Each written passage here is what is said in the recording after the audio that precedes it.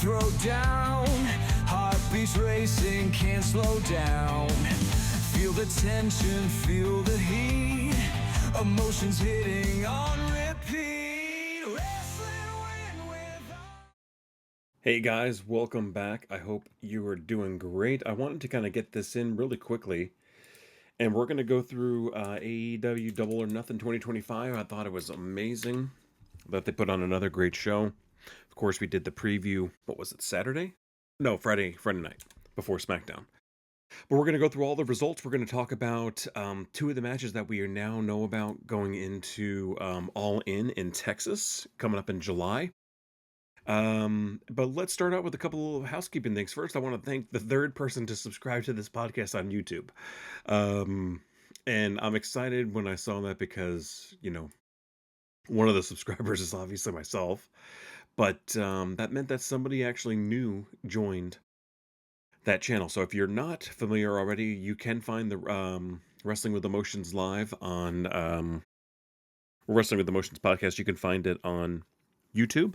We're on Spotify, Apple, anywhere basically you listen to your podcasts. So I do appreciate you guys who have subscribed and are listening. And I'm thinking about a couple different things in terms of new content to add, because obviously it can be kind of a slog going from week to week when, sometimes we're not going to have great weekends like we just had with Memorial Day, where you have multiple wrestling shows from AEW, WWE, NXT.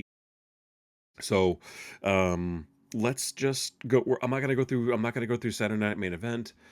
I think it kind of ended as everybody kind of hoped it wouldn't end, setting up a tag team match between people that we don't really want tagging. But you know what? I'll address it really quickly. I think, and here's the thing. It sucks on the face of it, right? It's going to be John Cena tagging with Logan Paul against Cody and Jay Uso. Cody, of course, returns, if you didn't see. Returned Saturday night to help Jay retain his title.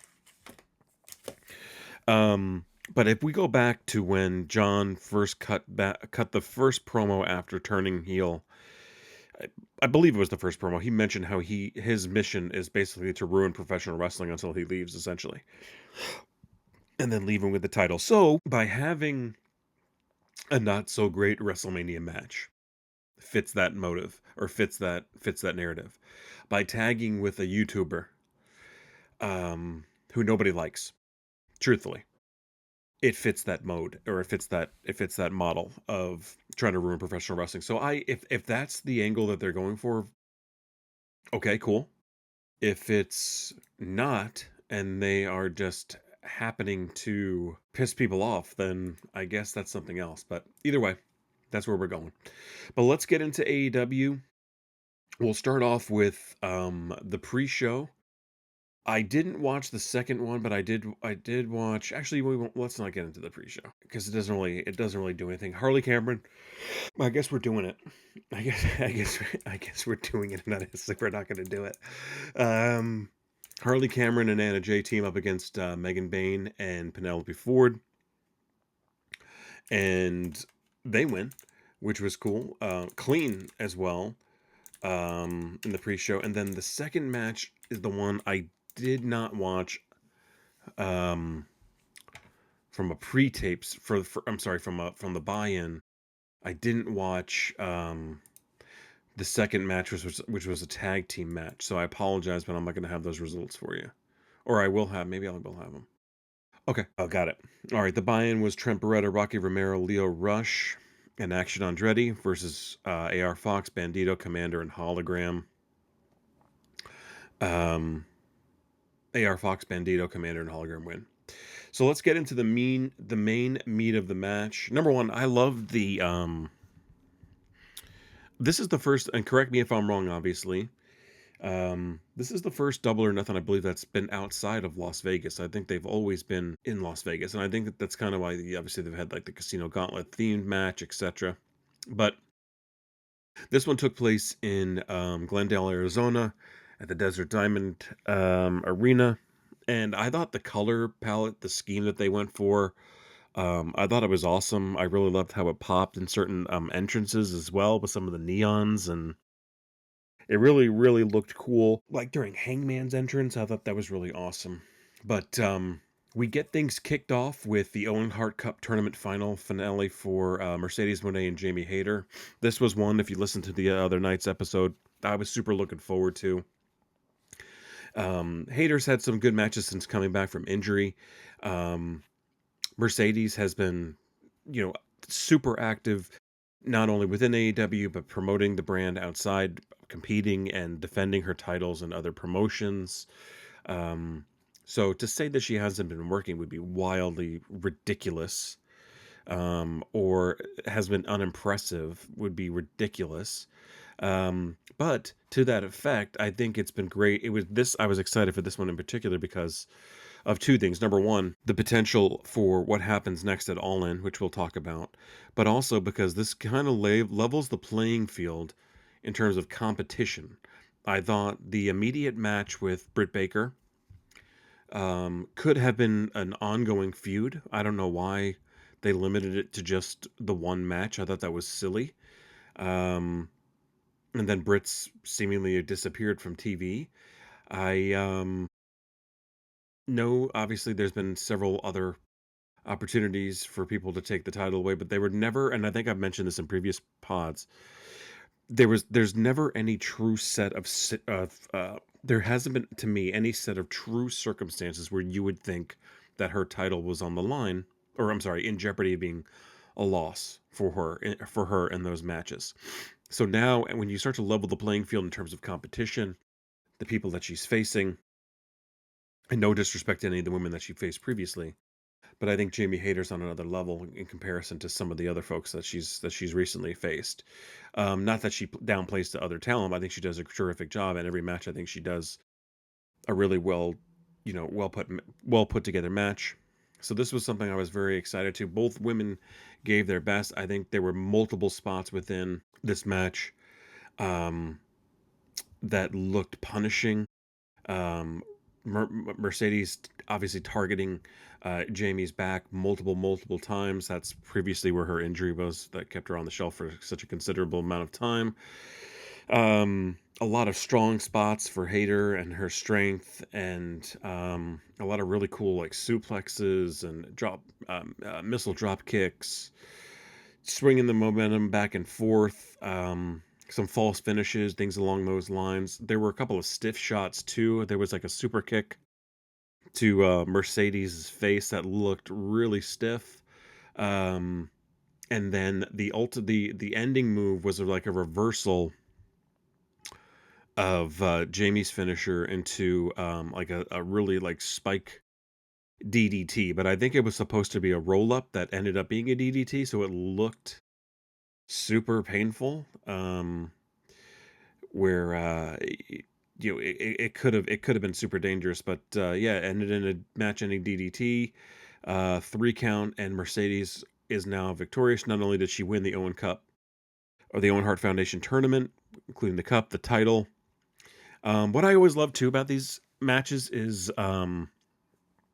the gear that the people who participate in these events get together with, like the pink and the black, and really paying homage to Owen. It always looks really cool, and I like how they treat it as a real super special event because it is. Um, with that said, the exciting piece now moving forward is that she will now face whoever was going to win the AEW World's Women's Championship tonight at Double or Nothing, or last night. And they would go up, they're going to go head to head at AEW All In Texas. We'll get to that momentarily, but I'm very excited for that match. Star power for sure, and I think it's going to be something definitely that will draw and sell. So super excited for that. The one thing I noticed too is in previous Owen Cups, I keep calling it the Owen Cup. I always think it is. I think maybe they called it that at one point, but the Owen Hart Foundation tournament. Um, his wife, who he survived by, would typically come out and do a speech. I'm kind of glad that they this is not going to sound good. So maybe I shouldn't even say it. I think in the past it's very much put a spotlight on her as she's giving the speeches versus the memory piece. I don't know. it's hard to I don't want to sound like a jerk and say, because of course it's going to put a spotlight on her, but I think there's a difference between like paying homage and then kind of, I don't know. Maybe I'm speaking out of turn here, but either way, she does not provide a speech for anyone that wins tonight. And we're moving on to the next match. Number one, that was a terrific opener. I think the crowd was super into it. I tweeted that out as well. They were super fired up. I thought the entire night this crowd was really great. Not quiet, very engaged. Looked like a packed house as well. And I know that obviously All In will be different from a size venue standpoint. The first true stadium that they're doing inside the U.S. Since their inception, which is going to be awesome. But I think kind of going into these smaller arenas and houses have really done them such a benefit. The criticism from some of these shows too, or from anybody outside AEW, is like how they are not drawing or they weren't drawing, etc. Meanwhile, you have brands like NXT that have to move back to the performance center because they can't sell tickets. So I think they did a smart thing by playing some of these odd sized houses or like the theaters and different venues that where they've gone to that look super super unique, and this adds a certain element to the broadcast as well. And having such smaller crowds is more intimate. Obviously they seem to be more involved as well, so very cool to see, and I think they did a great job here. So great job to the Arizona crowd. I think they should obviously play that back at some particular point in the future. But now we move on to a grudge match between FTR, Nigel McGuinness, and Daniel Garcia. To catch you up to speed, basically, Nigel McGuinness is essentially defending Tony Schiavone's honor in a weird way, I guess you could say. Think about it in a sense of like the Pat McAfee, um, Michael Cole angle, but with a real wrestler and someone is quality in Nigel McGuinness. So this was a good tag team match. These guys, the first match was truly a house of fire, and these guys did not disappoint at all. I think they did a really great job of coming off the heels of that match, setting a different tone, kind of slowing things down in certain spots, speeding things up when necessary. And typically I'm not a big FTR fan, but some of the comedic like heel spots that they did in this, um like hugging Daniel Garcia, saying they're disappointing in him, like what is it? It's not face washing, but like ruffling his hair like he's a little kid. I think they did a really good job of like they're playing really well to the comedic side of this, where they still think they're in the right. If you watch or you follow anything of their Twitter, they I think that the what is it, the FTR is right or was right is kind of like their running gimmick on some of these things that continue to happen. Um, but I think this was a really, really good match. It ends in Danny Garcia essentially Stone Cold Steve Austining and passing out in the sharpshooter by Dax, um, leading the match to be called in the favor of FTR. So I think it was good. Shivani got involved in a little bit to an extent, not from a physicality standpoint, but you know, coming to the aid or kind of talking or trying to help McGinnis and stuff like that. So I thought overall it was a really good match. The next one I didn't talk trash about, but I was like, I'm not a Mark Briscoe guy, but everything I've ever watched with him, like he is good. And that that sounds so simple and so dumb to say, but not only because he went and obviously did a lot of color in this match, like he was a bloody mess, and then he reappears later on in the night, in the Anarchy in the Arena match, which I didn't realize had an ambulance stipulation, but maybe it didn't have a stipulation. I think they were maybe just keeping him locked in there. Either way, stretcher match. This turned out to be an awesome match. A lot of really cool spots. Ricochet doing some really acrobatic moves onto the stretcher looked incredibly painful. Obviously, both of these guys really gave it everything they had. I think they really put together a really quality match. Ricochet ends up winning this match. I was double checking it. For some reason, I thought Briscoe might have won, but no, he ends up winning. Puts him in the stretcher, pops him in the ambulance, and the end of the match. But I think Ricochet, he takes a lot of heat, obviously, for his character, and he's super vocal and stuff online as well, so he gets a lot of shit from people. But I thought he did a terrific match, and everything that he's been involved with so thus far since joining AEW has been super quality. I think he's done a terrific job of showing people and showcasing what he's capable of, not only on in the ring, but obviously, and he's gotten so much better, I think, on the mic, where I know for the longest time that it was, he's a liability. So the next one, honestly, this is a AEW World Tag Title match. This is the Hurt Syndicate versus the Sons of Texas. And the Hurt Syndicate, if you didn't watch on Wednesday night now also includes the newest member, MJF, who is ringside with MVP to cheer on the Hurt Syndicate. Gets involved himself in a couple of different spots. This one, to me, was a match that definitely could have probably been on the buy-in show, because it was such a convoluted match to put together to begin with. But I think it just gives more visibility to having MJF in the actual Hurt Syndicate, which will eventually lead to some type of turn or transition or uh, chicanery in the future that will see him either turn on them or them turn on him. So, of course, no surprise. And this is Sammy Guevara's return to an AEW pay-per-view, too. I can't remember the last time he's been on an AEW pay-per-view. I know he's obviously a co-owner or co-tag team champion in Ring of Honor. But I can't remember the last time he was actually on an AEW pay-per-view. Either way, a decent match, serviceable match for sure. Nothing too exciting. I thought it was just, a standard tag match, hit all the spots. Couple of optional interference spots between MJF, trying to give up the ring to Benjamin Shelton, and ultimately, either way, the Hurt Syndicate retains their title quite easily, honestly. The next one, we get a bit of a break. We have the AEW Continental Championship, Kazuchika Okada versus Speedball Mike Bailey. Bailey, who has not been pinned since his entire entrance into AEW. And Okada, who has obviously been extremely dominant as a champion when he's defended.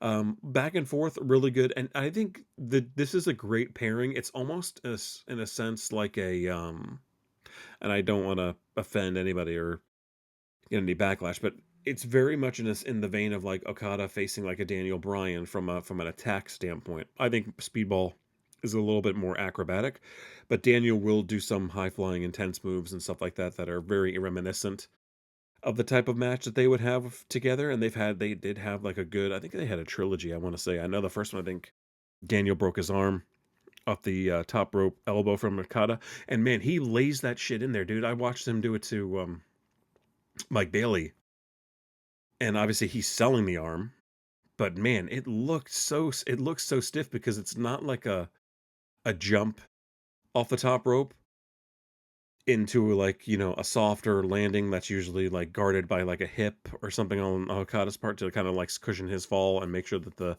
opponent doesn't get the brunt of that elbow hitting them. But this is just like a literal drop off the top rope, and obviously he has a considerable size advantage over Mike Speedball Bailey.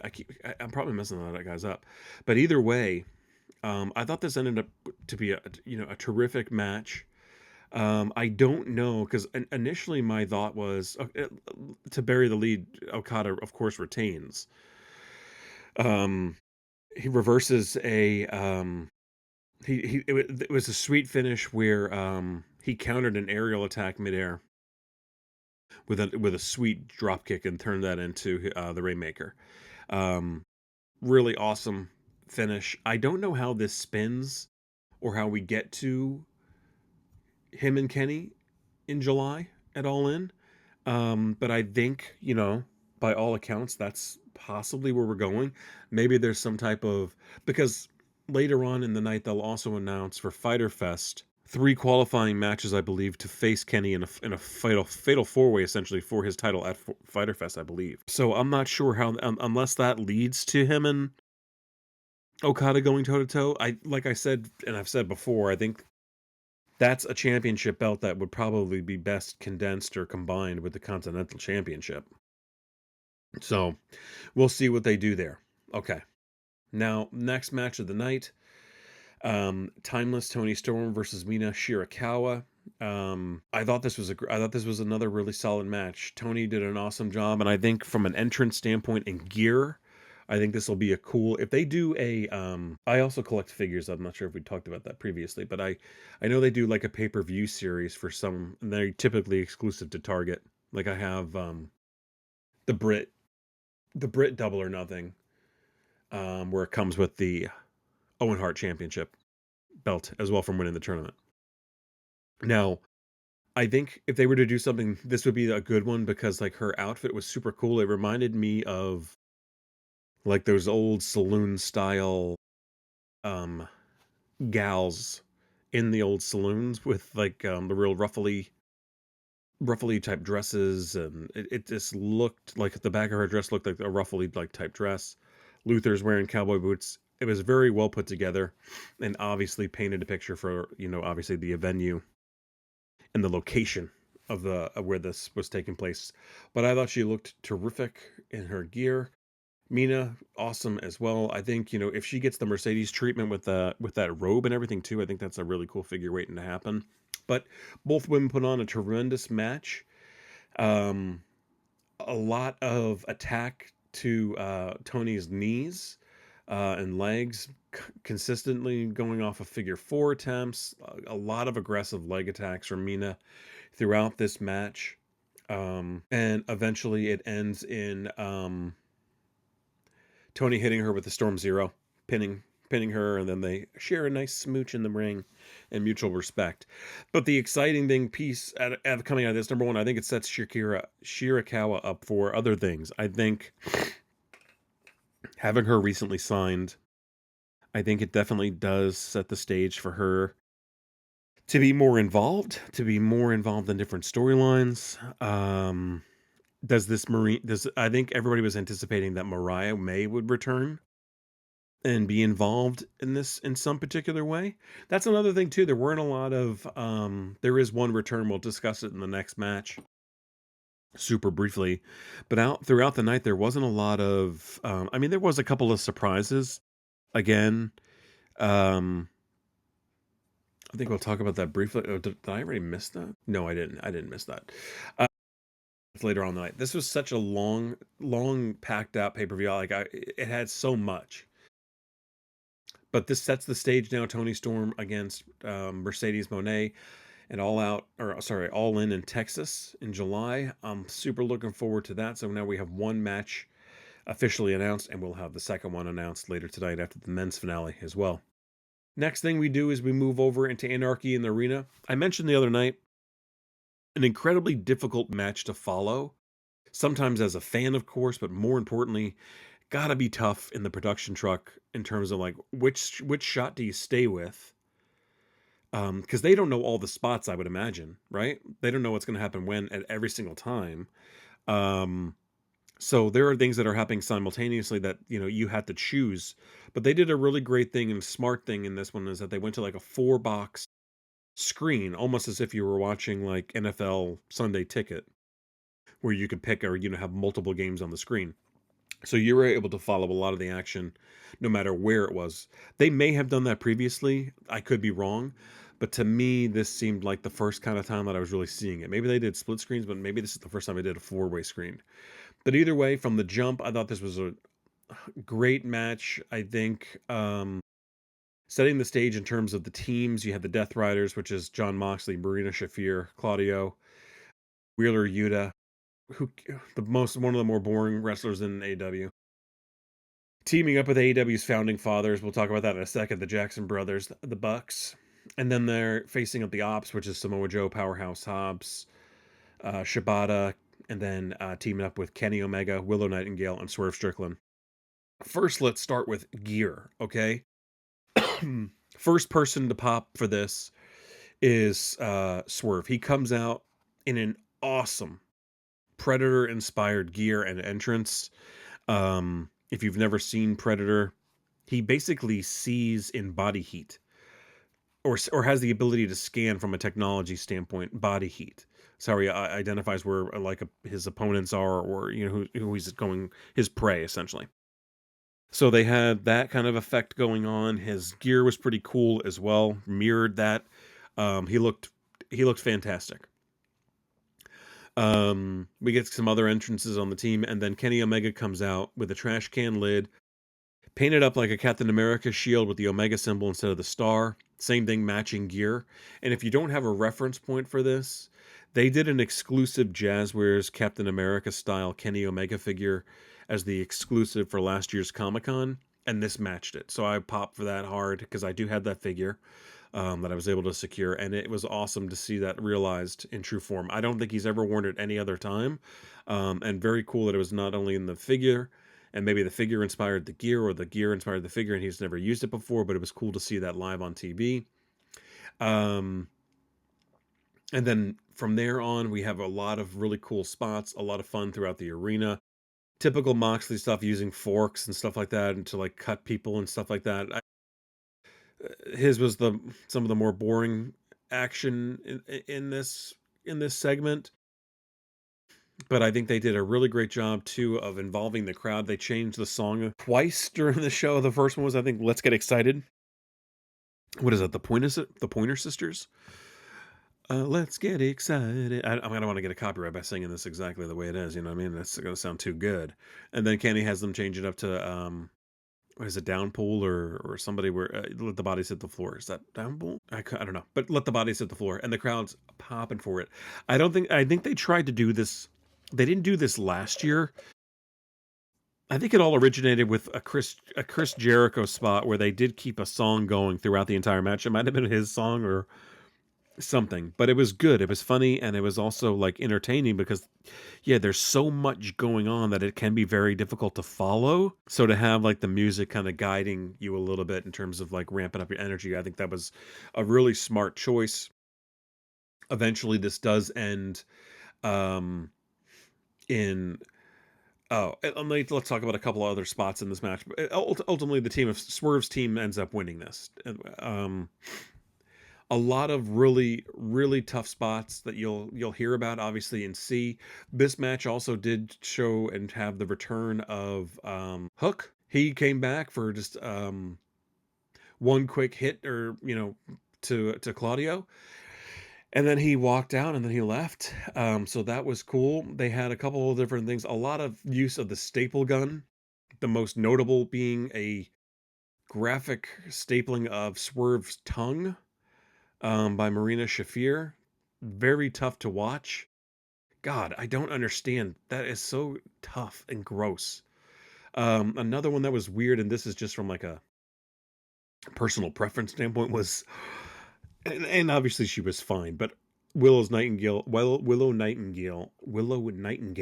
holy shnight, has large, obviously probably like a large gauge piercing in her ear, and they used that ear to deadbolt her ear to a chain against the to the I never saw her get unattached or unhooked, but that was rough. But yeah, a lot of um table spots, a really cool forklift assisted dive by Takeshita, a lot, and then like the thumbtacks forced into Kenny's mouths for various, before like the EVP trigger, but ends in a really cool spot with a large stomp from Swerve, with his Bucks inspired thumbtack shoes for his new shoe that's coming out. And then Kenny puts, I believe he put Matt Jackson through the table for an exploding table spot. And they secure the win. So overall, a really great match. Probably one of the better Anarchy in the Arena matches. And I think part of it is, number one, you have to have wild spots throughout the match, or at least one really intense one. For example, a couple years ago, I think the famous one too, I think the figure's still available on AEW shop, is Eddie Kingston coming out with that gas can. He's totally bloody, just like totally out of it, concussed looking, and he's bringing the gas can down to the ring. This one had multiple spots similar to that. Obviously, the exploding super kicks a couple of years ago as well with the thumbtacks and the exploding shoes. This time we obviously have the staple gun pieces, the exploding tail, swerves, thumbtack shoes. Cool match. And then there was also in the beginning too a really it went on forever, which was funny. The entrance for the Bucks, read by um, Justin Roberts, almost like a declaration style reading of how they're the founding of AEW, etc. So I thought that was really funny, very dramatic, over the top. We're gonna switch gears. Unfair to these dudes too. To have, I mean, it's tough to follow some of these matches. I know that. The next one you have is a trios match: the Paragon versus the Don Callis family. And tell me in the comments, or someone let me know, why are they called Paragon now versus Undisputed Era or Undisputed? It's Adam Cole, Kyle O'Reilly, Roderick Strong. Maybe they got a cease and desist. Were they called Undisputed in NXT? I don't know why they changed their name. I'm not too up on this story. Um, but anyways, it ends in a uh, typical fashion. I'm trying to read through this a little bit. I can't remember this exactly. The ending, but the Don Callis family ends up winning this. But post match, you have a really cool um, piece as Archer, Rocky Romero, Trent Beretta, and additional members of the Don Callis family storm the ring. They continue to fight and beat down on Paragon. And then Brody King, Tomohiro Ishii, and Hiroshi Tanahashi end up coming out to aid. And so really cool to see Hiroshi Tanahashi here from New Japan. Excited to see, because I don't know when Forbidden Door is or when the next crossover thing is, but this could be a pretty cool match. And then finally, if you're not tired enough from everything that you saw tonight, and I was going to try to watch. I was like, I'll watch the finale in bed. I was like, how good can this? I'm sure it'll be good, but how great can it be? I'll watch it from bed. I don't need to hear the sound and everything like that. But I'm glad it didn't work. For some reason, it didn't work on my phone. But anyways, now we have the Owen Hart Cup tournament men's final. Hangman Adam Page versus Will Ospreay. Again, I talked about Hangman's entrance. I thought it was super cool with the lights. I think they did a really great job too. They played essentially pieces and cut and pieces of the promos that they cut on Wednesday night. With some other stories and things like that, other vocals, and I thought they each had a really strong entrance.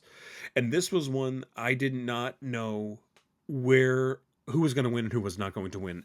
I really thought they could easily say that Osprey would win this, but obviously he didn't. So I'm super excited because now, number one, tremendous match back and forth. I think both guys met each other move for move. There was brutality in certain spots. There was really close 9-10 counts. There was false finishes. Um, there were spots where you thought the false finishes, like some of the false finishes, you were like, okay, when you watch a match sometimes with a false finish, in the pay-per-views that those are going to happen, right? But a few of these, I was like, oh, this is for sure over, and then it wouldn't be. So they did a really great job. Whoever, these guys putting this match together, um, and again, the redemption arc for Hangman Adam Page, I'm super excited to follow it. He's one of my favorite guys in AEW and has been since I started following AEW. So very excited to see what happens next. And now, he will now face. Oh, so let's. Well, if I didn't say it already, Hangman wins. Great show of sportsmanship at the end. Another arc and growth to his character as well. Coming back and shaking Ospreay's hand. Both guys gave it their all, and man, I cannot. If Ospreay's not working injured, I don't know how he can't be. Because take us back a couple of months. I forget which match it was where he took the cage match with him and Kyle O'Reilly when he comes off the cage and noticeably just destroys his hip.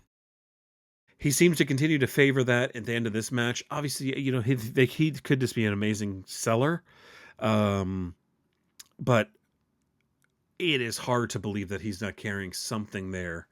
So I hope he's well, because yeah, he, from a physical standpoint, continues to give everything he's got. We've all heard about his massive, um, his massive travel schedule and what that looks like, and he's obviously completely super invested in the success of this company. He has got to be earmarked for championship gold, at the world title level in the future. Maybe him and Mock, or maybe write this down. Maybe Adam Page does win the title at All In. I think it's natural to think that. My thought was that, and I think a lot of people thought too, like Darby Allin was going to have some type of impact in retaining that, or winning that title back for AEW. When I say back for AEW, you have to kind of follow the story a little bit, where John Moxley thinks is holding on to the title, which we haven't seen since he won it from Daniel Bryan, because it's been in a briefcase. But he's essentially protecting the company from that title, where guys he says are not worthy of wearing it. So the assumption was that somebody like a Darby Allin would rise to the occasion. Obviously, he's had his own things outside the company. He'll come back in a big way too. I'm sure he'll be involved in something. But now we have this matchup. So can this be like a Hangman versus Adam Page part 2? Or sorry, Hangman versus Will Ospreay part 2 at some particular point in the future, where maybe he wins it at that particular point from Hangman. I don't know. But either way, I thought from top to bottom, with very, very few lags, I think this was a terrific, terrific pay-per-view. They continue, knock on wood, they continue to show up and show out every single show that they put on. Whether you think it's a match that should take place on the pay-per-view or not, everybody who's involved continuously puts everything on the line and does an awesome job. They give each one of these matches, they're criticized for this too, for having long shows. But damn, man, they give everybody enough time to put together a really quality match. Um, and, again, some of these matches, if on a regular card, would be extremely, extremely difficult to follow. I mean, you go from the opener, which is the finale for the women's side of the Owen Hart tournament. You go immediately from there into, um, I guess you get a little bit of a cool down with the FTR Daniel Garcia match. But then the stretcher match pumps you back up right again. Then a cool down with another tag team match. And then you got the women's championship. This was a great match, but again, not a super super pump up match. It was really cool. It was really quality and it was good. But then you raise the stakes even higher with Anarchy in the arena. What do you do, and how do you come down from that? No, you got a trios match after that. So how do you cap something off like that? Because those can, there's so many things can get lost in the shuffle when you have so many people in a match.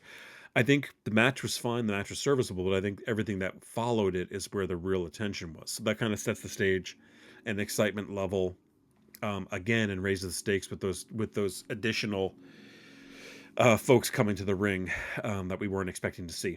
And then, of course, the tournament final. Glad there was no outside interference. Glad there was nothing that would take away from. And I think you're not allowed to have that in the Owen Hart Cup tournament either way. Um, but there was no shenanigans. And again, this ended on a one shot of Hanger at the top of the ramp, and no additional like surprises or anything along those lines. So even with that, because typically, a lot of these pay-per-views, it introduces the opportunity to have surprises, returns. I mentioned Hook, some of the dudes from New Japan popping up. But typically, these have been ones where, or every pay-per-view is an exciting opportunity to see somebody new. There's a new female on the I forget what her name is, that they have confirmed to have signed. There was rumor that she would pop up or show up here. It's stupid if I don't know her name to even mention it, but I'm just saying, like, they did a really great job of protecting the quality of the matches without having to rely on gimmicks, I guess, like pop-ups and certain appearances. I think they did a really great job. And if I'm to rate this, because I haven't rated any pay-per-views, I think, I've mentioned just, that I thought they were really great. I would have to give this probably a solid, 8.5 out of 10, maybe even a 9 out of 10. I thought it was great. Um, and a really exciting match. I probably could go even higher, but I thought it was really a lot of fun, and one that I'll probably revisit some of these matches in the future. So let me know your thoughts. We now cruise into Wednesday night. I don't know if we have anything already scheduled. I think I mentioned the Kenny Omega tournament to see who's going to face him at Fighter Fest. But without going into much more detail, I think that kind of wraps that up. I think a great show overall. If let me know your thoughts in the comments as well. What did you like? What didn't you like? Is there anything you would have changed? But again, overall, a really great show, and very excited for the two matches now that we do have set up for um, All in July. So with that said, guys, happy Memorial Day to you. Hope you're doing well. Hope you had a nice weekend. Like I said earlier in the show, if you're not already subscribed, go ahead and subscribe to the podcast. You can get it on Spotify, you can get it on Apple, iTunes, and then of course we are on YouTube as well. So I appreciate whoever just joined and subscribed there on YouTube. I appreciate you. Thanks for listening, and I hope you enjoy the show, and I hope you guys have a great week. Thanks. See you later.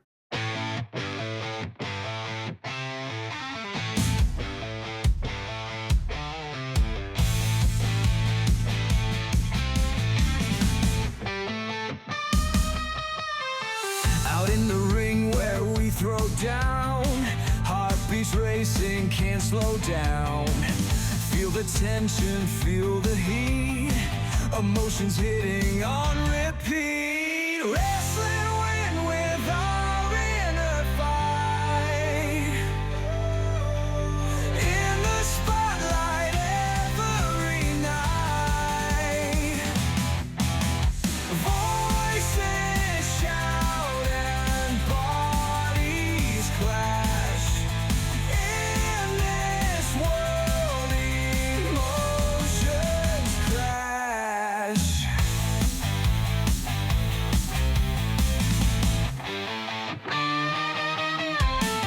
Tangled up in thoughts we spin. In the chaos we begin. Finding strength that's deep inside, facing fears we cannot hide. Wrestling in with our inner fight. In the spotlight every night. Voices shout and bodies clash.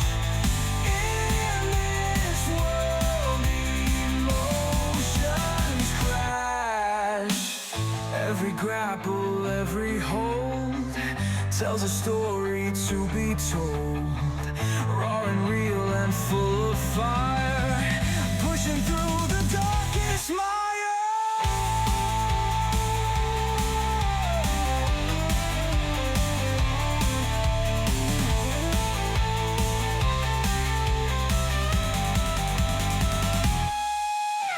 Wrestling with our inner fight. In the spotlight every night. Voices shout and bodies clash. In this world, emotions crash.